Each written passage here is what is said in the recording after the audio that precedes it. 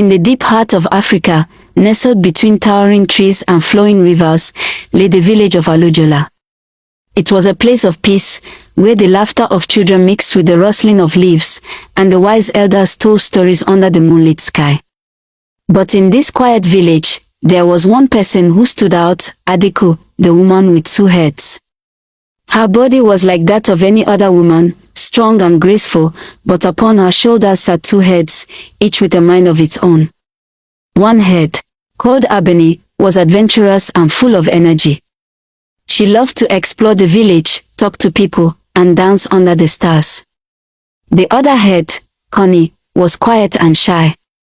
She preferred to stay indoors, away from curious eyes, and found comfort in the shadows of their home. For years, the villagers whispered about Adiku. Some believed she was a blessing, sent by the gods to bring wisdom. Others feared her, believing she carried an ancient curse. But Adiku had learned to live with the stars and the memoirs. The real challenge was living with herself. Every day was a battle between her 2 heads.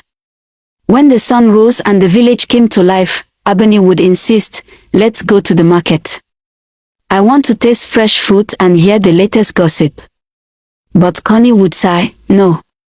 I don't want people staring. Let's stay inside. It's safe here." When the drums called for celebration, Abeni would try to pull them outside. "The festival is tonight. I want to dance, to laugh, to feel free." Connie would protest, "Why must you always drag us into trouble? We don't belong among them." Even the simplest decisions became an argument. What food to eat, what clothes to wear, when to sleep, when to wake, it was never easy. Their mother, Mama Nkechi, had learned to stay patient, gently reminding them to compromise.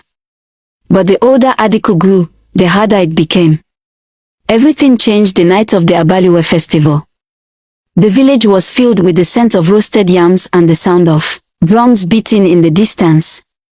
Abeni was eager to join the celebration, but Connie refused. "I won't go," Connie said firmly. "But it's time," Abeni argued. "We can't hide forever." Adiku walked into the festival as the villagers were dancing, singing and drumming. It was a joyful moment.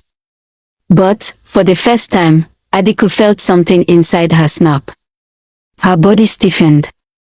A sharp pain ran down her spine.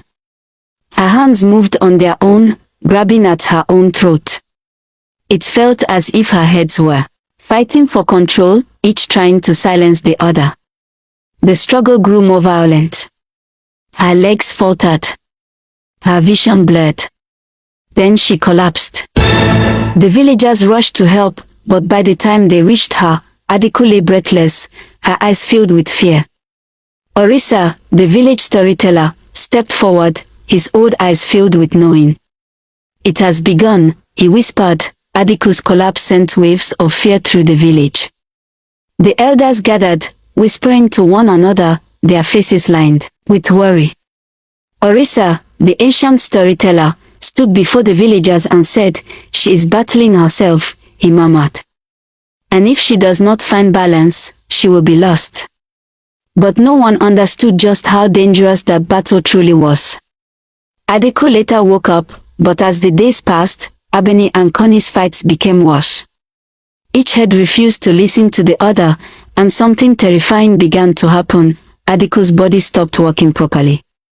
One morning, as she tried to lift a clay pot, her right arm obeyed Abeni, eager to move, while her left arm, controlled by Connie, stayed stiff at her side.